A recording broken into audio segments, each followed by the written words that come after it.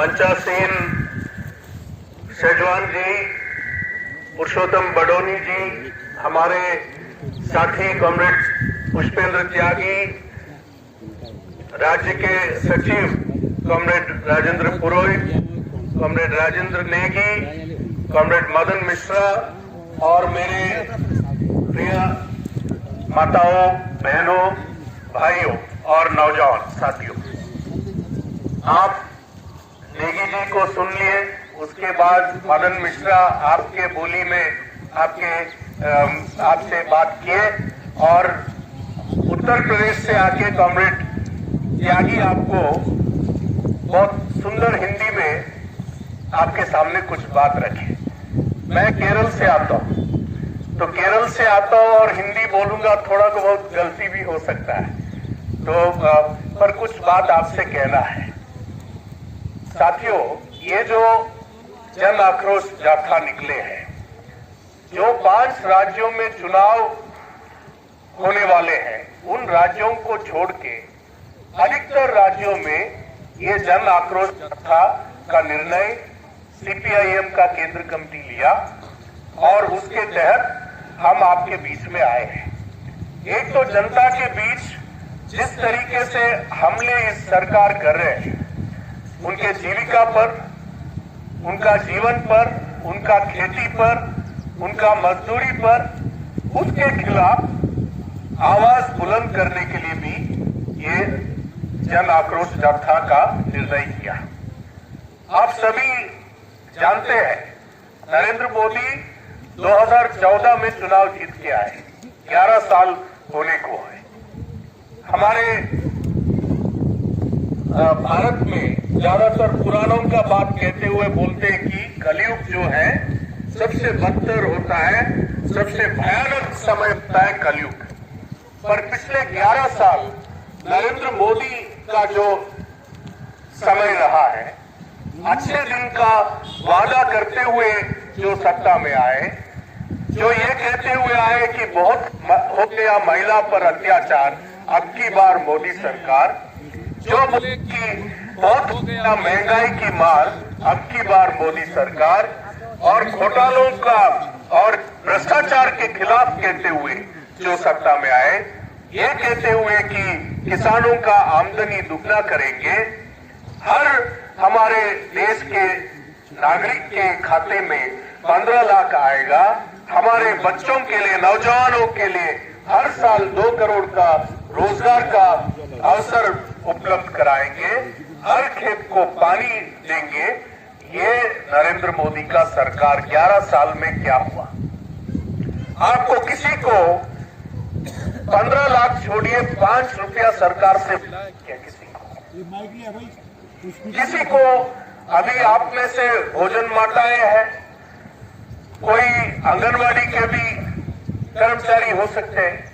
हमारा मांग है कि आप लोग को मजदूर का दर्जा देना चाहिए और जो एक मजदूर को एक महीने में कोई भोजन माता ड्यूटी से बाहर गई, अगर उसका ऑनलाइन ऐप पर उपस्थिति दर्ज नहीं हुई तो नौकरी से बर्खास्त किया जाएगा। इन्हीं चुनौतियों के बीच ये संघर्ष आगे बढ़ेगा और पूरी रात चौमुनी गति के साथ जनता के बीच फैलेगा। मैं साथी अशोक धौलाखंडी को आमंत्रित करता हूं और इसके बाद साथी प्रेम शर्मा आए, वो मंच का संचालन करें।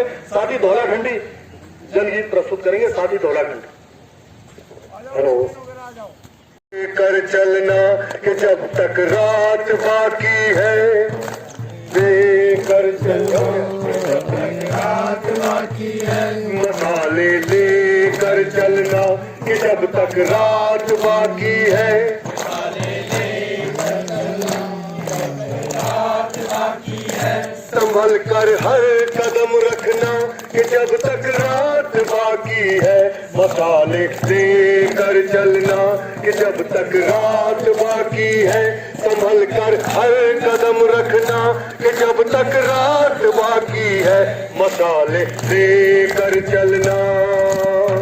मिले मंसूर को सूली जहर सुकरात के हिस्से,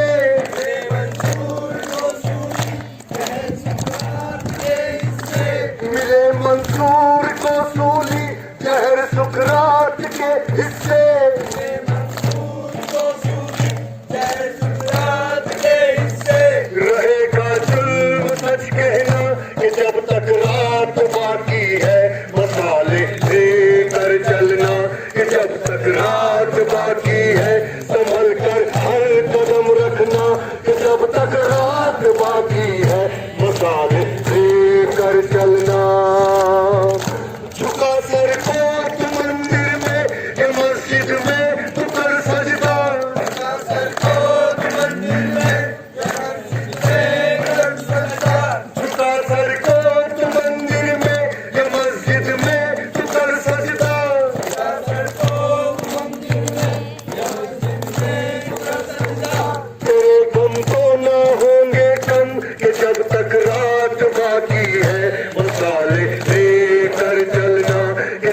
तक रात बाकी है, संभल कर हर कदम रखना, जब तक रात बाकी है, मशाले लेकर चलना।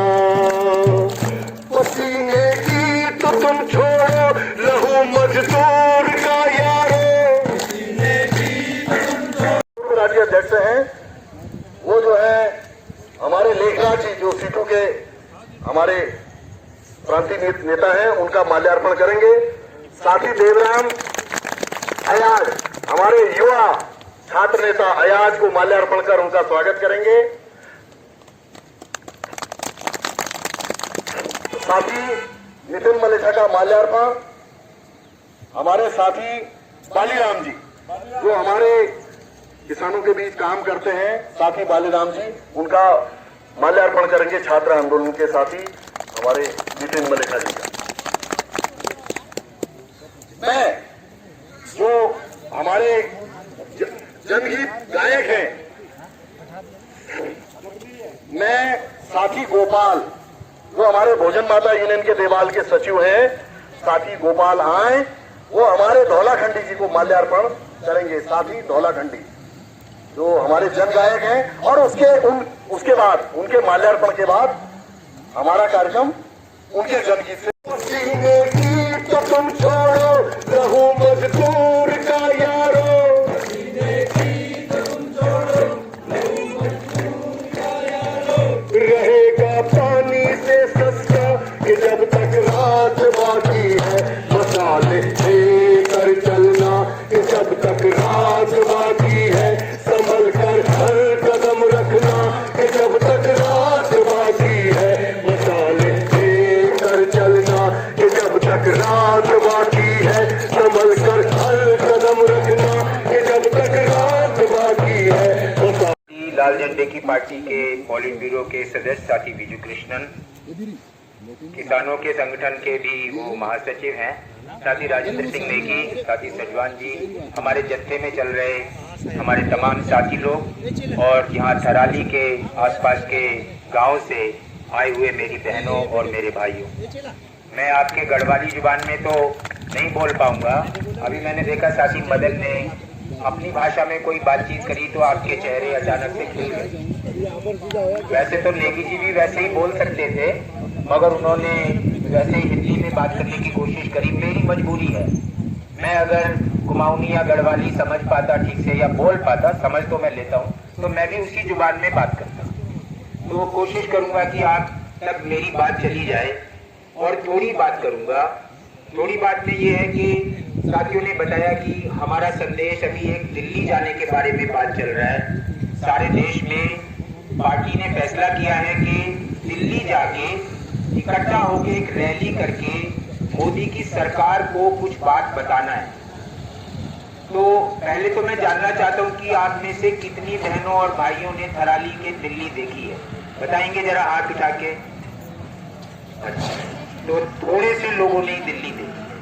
और देहरादून कितने लोगों ने देखा है?